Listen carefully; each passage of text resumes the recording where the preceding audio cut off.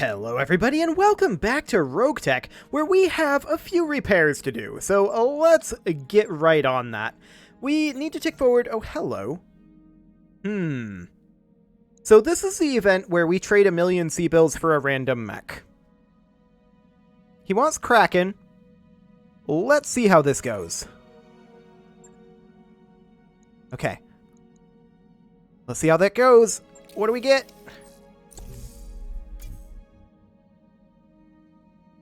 A Clint. I mean, that's a medium. That mech is ready to What do we got on that? I mean, it's a well-armed, low-end medium mech. Like like Yang said there. Yeah, let's take a look. What's this got? It's got variable range targeting. An activatable quirk. Okay. An ERPPC. Medium pulse laser. Medium pulse laser.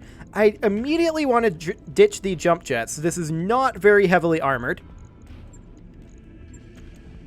How's that heat efficiency? It's not the best I've ever seen. I'd love to put ferrofibrous armor on this thing, and that is a big boon there. I don't think we can quite max this armor yet. In terms of the actual firepower here, it's not too terrible. Yeah, I mean, we would need to drop some additional weight if we wanted to max this armor. And how much would we need to drop? 1.4 tons. Well, how much would endosteel structure get us? That would be enough. Oh, there's also this jump jet here. Get out of here. So was this worth 1,000,000 C-bills? I don't know if I'd call it worth 1,000,000 C-bills. It's okay. I'm not going to call it great. We do have an extra ton that we could put on here. I don't think we have a double heatsink to put in. No, we don't. So,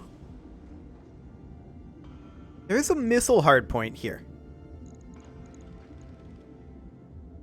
We could put on a Rocket 15, which would not be tremendously awful. Our heat efficiency isn't the best, but it's not terrible either. As in, we sink a pretty good amount of this heat. We can just not fire a medium pulse laser in order to feather our heat. Just toggle the pulse on that. Yeah, this is kind of reasonable here. It's an Engine Core 240, so it's not the fastest, but that variable range targeting is always pretty handy. We also have an Energy Crit FCS in here by default, which isn't terrible either. We don't really have anything else that we want to put in there, it looks like. So let's just call this good for now.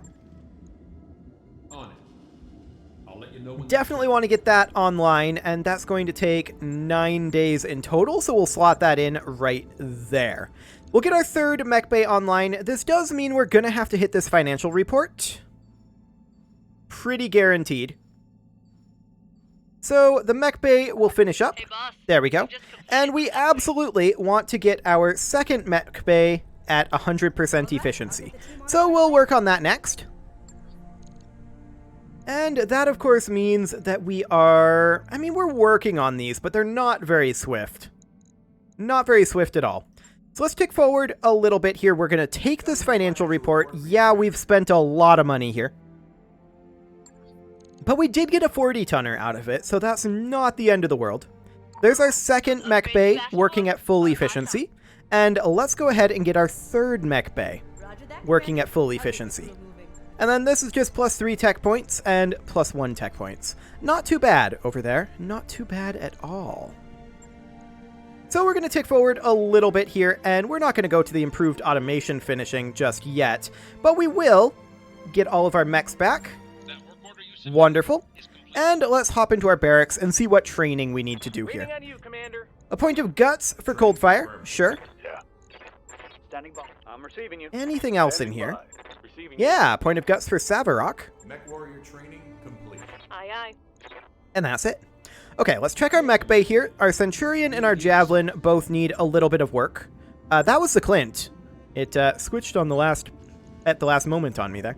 So for the Javelin, we're going to just repair that double heatsink. Unfortunately, this is a free double heatsink that we have to have. What if we were to drop the double heatsink kit? And instead, I mean, even our heat efficiency is fine for this, right? And we can do that. That's okay. But we're still going to be short on some free heat sinks here. Specifically, 2. So the Javelin is currently unusable until we get additional heat sinks. I'm aware of this. Log and note. So that means we don't necessarily care about that. This Mongoose has a weight issue. It's a little on the light side. And it's... this is not an amount of tonnage that actually matters. Like, we can't even put a single point of armor on. I'm not sure why this is giving us a weight warning, honestly. As far as the Centurion goes, that's a lot. That's a whole lot. Okay, so we lost the SRM-6. We lost 3 heat sinks over here. Which is making me wonder if we should make this. How many external heat sinks does this require? 2. We could get this online by putting in double heat sinks. Having it be like that. Getting rid of this case for now. And we have 6 tons to work with. So what do we have for SRMs here? I mean, I suppose we could put MRMs in if we had ammo for them. Unfortunately, we can't access the store from here anymore. Do we have MRM ammo in the store? That's the question. We're going to confirm that, and we're going to check the store here. So, let's see if there's MRM ammo. No, there is not. Okay. Engine heatsink plus 7. Wow. Okay, well, we're not getting that. So, we'll have to think about something else here. Perhaps... I was going to say rockets, but I don't like that concept. Not for only having 1 hard point here. So, we're going to definitely put the double heatsink kit in, and the double heat sinks up here. That means that we have a lot of heat overhead. Unfortunately, what we don't have is laser hardpoints. I wouldn't do this if we had regular heat sinks. Of course, maybe we should just bite the bullet and buy 2 regular heat sinks. Heat sinks are always available in the store. They're kind of expensive, but we could definitely do that. Yeah, 125k. That hurts. But I think we are better off doing this. Equipment available. And on that note, I want to make some money back. So let's see if we can't sell any mech parts here. Actually, we need to scrap them. So we'll need to go into here and go into our components, or actually into our storage. And let's get rid of, say, this guy. I'm feeling like vehicles are getting increasingly bad and are mostly only useful for scrapping their parts. I'm becoming more and more convinced of this as more patches roll by. These parts tend to scrap for pretty good amounts. And that frees us up a lot in terms of our Argo expenditures, if we're not bothering with vehicles. So yeah, I think overall this is what vehicles are good for. Right here. Excellent. So we'll make ourselves a little bit more money. There we go, and we'll head back into the Centurion. I don't want to put those double heat sinks at risk in a mech that really can't utilize them. So we'll drop this case, and let's put in just our standard heat sinks. We only need 2, I believe. That is correct. We only need the 2. And then the question becomes, what do we do with this remaining 6 tons? Without having anything in here, that does get difficult, right? I mean, we could try to slam in an Arrow 4. That's 15 tons. Hypothetically, an Arrow 4 puts us 9 tons overweight. then we would need to have at least some ammo for it. This would be a single ton of ammo for it. And that is only 5 shots. So that's not very many arrow 4 shots. That's 10 tons overweight. So we would definitely need ferrofibrous armor and endosteel structure, bare minimum. Okay, I was like, did that take us down? Or rather, did that remove... Did that add weight? But no, it didn't. We could also theoretically think about an XL engine. This is going to get really expensive. Even that puts us overweight. So I don't think this is a viable thing. So we're going to save the money and not do that at all. And instead, we're going to drop this and probably go for... I mean, just an LRM-10 feels kind of bad. I would love to do the MRM-20, but we have no ammo for it. The LRM-10 is 5 tons, so we could put in 2 tons of... or rather, only 1 ton of ammo with it. So what type of ammo would we want? Well, we want Artemis 4 ammo, obviously. And that would go in like that. I'm not claiming that this is good. But it'll do for now. Right. I'll get it in the schedule. It'll do for now. So we're going to tick forward, looks like 3 days here. Of course, the Javelin is not usable, but that's okay. Let's see what we've got in here. I would like something that is fairly simple and can make us some quick money. That would be ideal.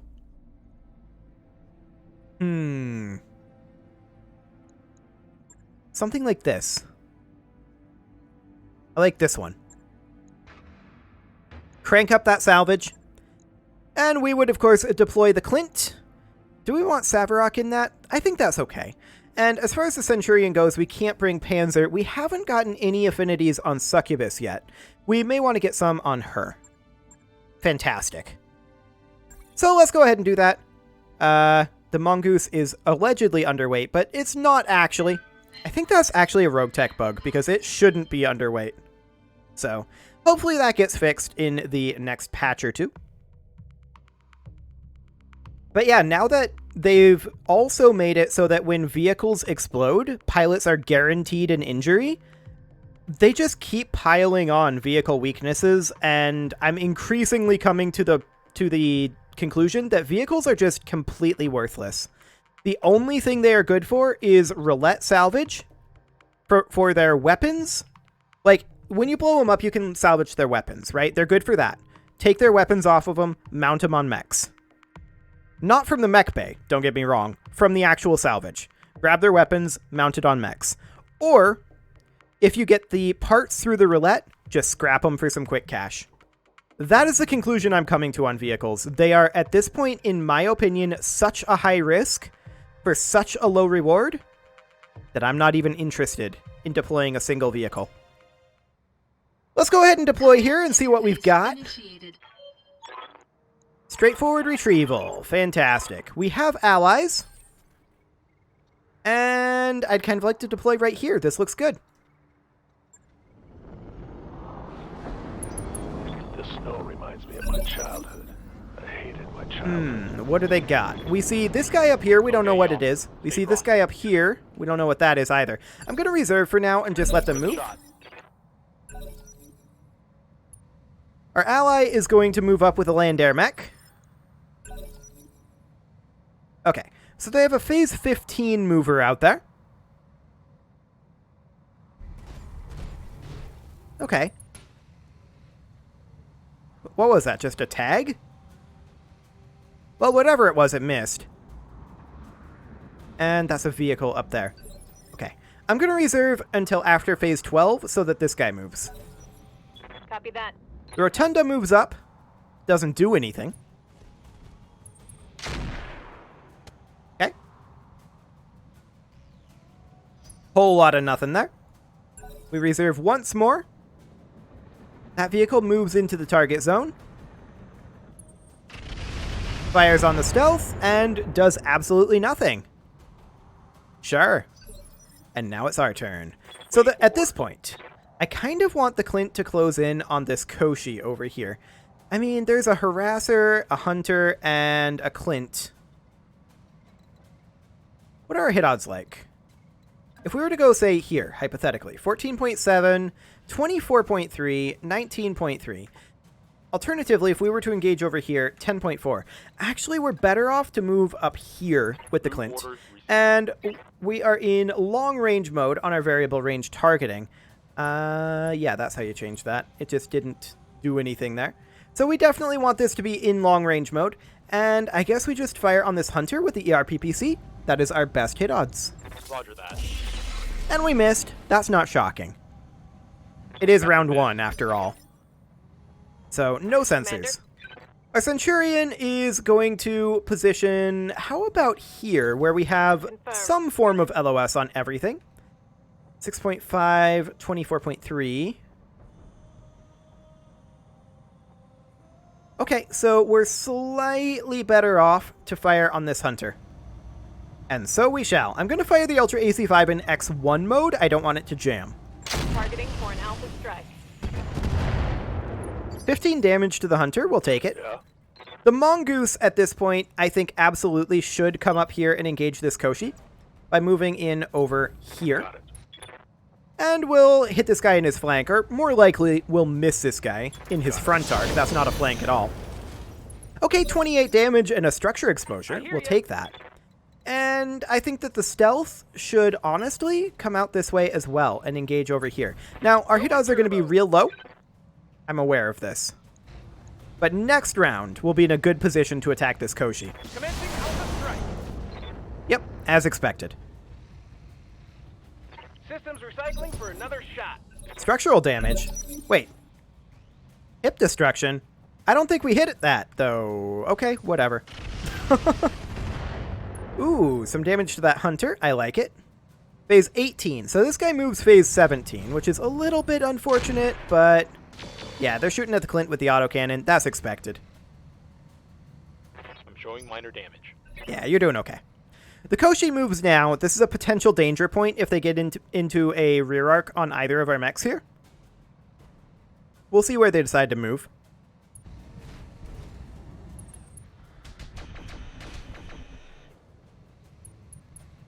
Well, that was effective. And by that I mean extremely ineffective. Commander. To the point where I'm considering taking the Clint up here to kick this angle. Now, I don't think I'll fire the Rocket 15, and we would definitely want to switch to close range in our targeting, which I think we have to be out of this mode to do. What's up, boss? Yeah, so we switch to short range targeting, and then we move in here, and we kick this guy, like so. We're going to be vulnerable to fire from these 3 units over here, and it'll be side arc, and it'll be our right side, which was where we already took that autocannon shot, unless we go here, which I think will be slightly better. I'm not going to fire the Rocket 15 because we only have a 34.5% chance of the melee hit here. Get in there. Yeah, that's why I didn't fire the rocket. Negative damage. Okay, a little bit on the Koshi there, but that Clint is definitely going to be a little exposed, but that's fine. We're going to come in here, and do I want to expose our rear arc on the Mongoose to these guys to be a bit of a target?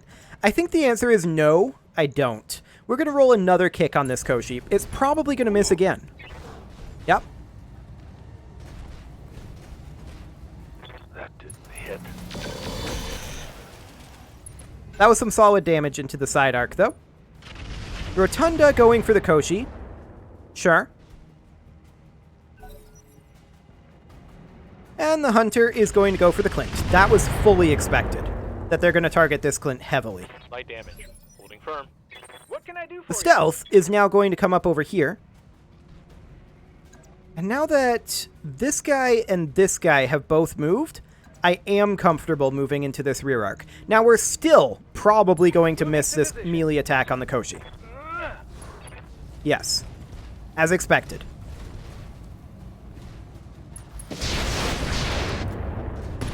But that was some solid damage there into that rear arc. Want some more? Huh? And the idea here is that will distract for our Clint, hopefully. Well, it didn't. It's a structure exposure. What's in that arm? Reporting internal damage. Is there anything in that arm? That's where the ERPPC is. We would really rather not lose that. And I'm just seeing when we move. We move after this Clint and the Koshi. So we're going to move to, say... I'd like to step back maybe slightly further here. Yes. We're going to move back to here with our Centurion. And we're going to fire on this Clint in X2 mode. And hope that we don't kill our own arm. Firing all weapons.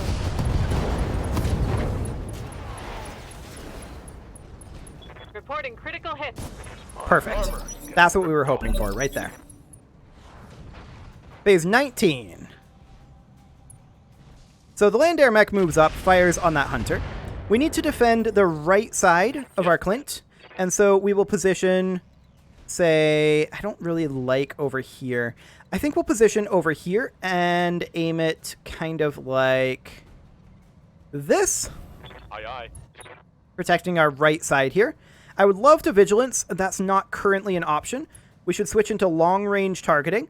And we actually have good hit odds on our Rocket 15 here. I'm going to go ahead and fire that. Firing on target. Okay. Some damage into that hunter. I'm out of SRM. Good to go. So the Mongoose is going to move up over here. And I'm wondering which of these we're going to attack. We do want to protect our left side, but that's pretty much protected by this rock to some degree. So we'll move our Mongoose up to here, 3 evasive pips, and we'll fire on this hunter. We do need to start getting through this armor. Affirmative. Was that actual internal structure or turret internal structure? That was turret internal structure. Okay. The Harasser moves up, goes for the Mongoose. We expected that. Just an SRM2. Awaiting Our orders. Centurion is going to move up to here. Moving out. And I would love to continue firing on this hunter. Give them everything I've got. That was a very solid set of firings there. Unfortunately, our damage spread out a little bit, but that hunter is very close to dead, and the Rotunda could theoretically kill it or trigger it to eject, but it didn't. The hunter backs off, goes for the Mongoose indirect, and misses everything. Fascinating. Waiting on you, At this Commander. point, the stealth is going to move up here. And the stealth is still basically completely fresh. So we're going to position here, and I'd love to go for this Clint, unless our hit odds are just tremendously better elsewhere, which they really aren't. So we'll go for the Clint. Firing everything I've got. We missed the heavy lasers, but the SRMs hit, and we should have gotten his attention a bit there. So the Clint takes cover and does not fire. That's kind of huge, actually. I'd love to move up here with the Mongoose, and I think we're going to go for the side arc on this Harasser. This could very easily kill the Harasser. We did miss the melee, which is sad. We had decent odds on it. Negative damage. Okay. Well, the Harasser is panicked regardless.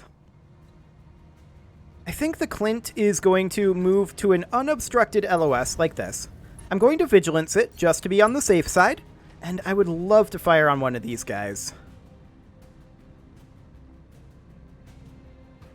Our hit odds aren't great, but they're slightly better on the Harasser. I copy. Well, we got some damage into it anyway. The Rotunda moves up, fires on that hunter. And I believe that's an ejection? Yes. Yes, that is. Fantastic. The stealth is going to continue pursuing this Clint here. I'd kind of like to get in a little closer, I think. So I'm kind of giving up on the not sprinting bonus in favor of the getting in closer bonus. And let's go ahead and fire on this guy. Hit odds aren't great. Next round, they'll be much better. Okay, got some damage in there. Phase 14, their Clint is going to move after the land air mech does. That's going to fire on the Harasser, and that's a structure exposure on that Harasser's front. Okay. The Clint is going for the rear arc on our stealth. but it completely failed it. Yes, Commander. Okay. We're going to position here. Affirmative. And I think we're going to go for the Clint. We could easily stray shot our stealth, but our stealth should be okay as long as both AC-5s don't hit the same location. Let's see how you like this. And yes, we are indeed okay. We tagged ourselves, but that's fine. Phase 13, the harasser moves. We'll see what it decides to do here.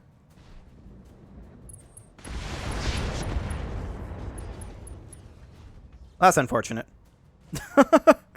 I mean, I suppose I should have seen that coming because we missed the melee attack. I was basically counting on the melee attack to finish this guy off, in all honesty. So, we'll go for the kill on the harasser here. Yeah, we lose an arm and a medium laser. It's not that big of a deal.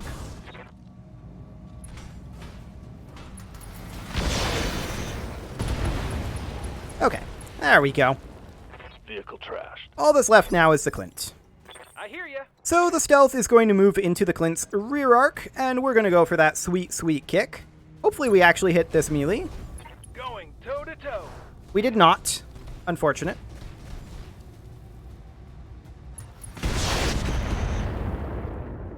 That was quite a lot of damage into that rear arc, though. To go. Okay, our Clint is going to move up here where it also has a rear arc shot. Our hit odds aren't great, if I'm honest. Putting one in the back. And yeah, we don't hit. Oh, this guy hasn't moved this round. I should have thought of that. Okay. We could theoretically lose the ERPPC here. I definitely didn't consider that this guy hadn't moved this round, but he's going for the stealth. Careful. They're looping around back. Yeah, that's fine. That's completely fine. Land airback, going for the Clint. Yep, no hits at all. So we're going to move up with our Centurion here. I'd love to get LOS, and this is the best we can do. Our hit odds are unlikely to be great. I'm going to bring this down to X1 mode. A decent hit there, taking out that AC-5. That's the majority of the threat for the Clint gone. Land Air Mech moves up, fires into that same weak arc, but misses everything. Sure. Aye, aye. Our Mongoose is going to close its way in over here. And we'll fire on this guy into his weak side arc. Locked on. Pilot's bleeding out, Reporting. and he actually ejects. This heat. Fantastic. So at this point, we're going to move up, and we're just going to take over the location. Standing by. Affirmative. There we go. Waiting on you. And we'll just move on in. We actually... Oh yeah, we're unsteady, so we can't sprint our way in. Because we missed that melee attack. And we can't vigilance. That's okay, we're in now. And we'll just need to end the mission up here. Moving to position. Good enough. Confirmed. And our ally will need to finish moving. And there's the round over. Fantastic. So losing that arm on the Mongoose was a little unfortunate, but honestly those mechs are so vulnerable. I'm not super shocked by that. If we had managed to hit the melee attack, which did have good odds, then it's very likely that that would have been different, but alas, we did not. And so it's okay. All we lose there is a medium laser. That's so easy to replace. We actually have access to 4 Clint parts here, which is interesting. Do we actually want them, though, or do we want these small, heavy lasers?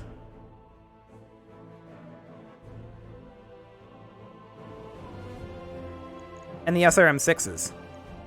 I mean, those are all very good weapons. Energy accuracy for battle computers. I like it. And then we'll just roulette the rest. Sounds good to me.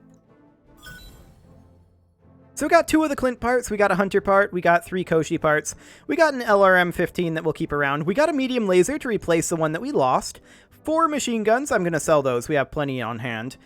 2 SRM-6s. We did get the Clan Endo Steel structure. That's very nice. The Engine Core 240 we can actually sell. We have one in stock. Internal combustion engine, no thank you. I'm going to keep around the second Clan XL engine for now. A stab gyro, that's nice. A Clan heatsink kit. Some small jump jets that we really don't need. LRM ammo and SRM ammo, we'll add those to our stores. Overall, I'm going to call that not bad.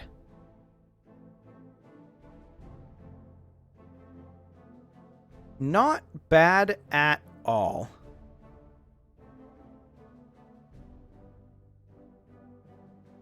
So that's great. That actually turned out, in terms of the salvage, a little bit better than I was expecting.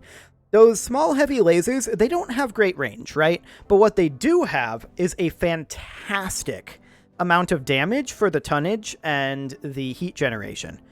Yeah, they generate 11 heat, but this has been happening. I'm not sure why that's happening, but maybe another RogueTech bug going on with the server or something. Yeah, go ahead and do that. That's fine, and that mongoose will get repaired fairly quickly. It is, however, time to put a cut in here, so I'm going to go ahead and do that, and next episode, we will see about getting that mongoose refit and heading back out before this financial report is up. You can leave your offerings to the engagement gods in the form of likes, comments, subscribes, and bell ringings, and I will see you all next time.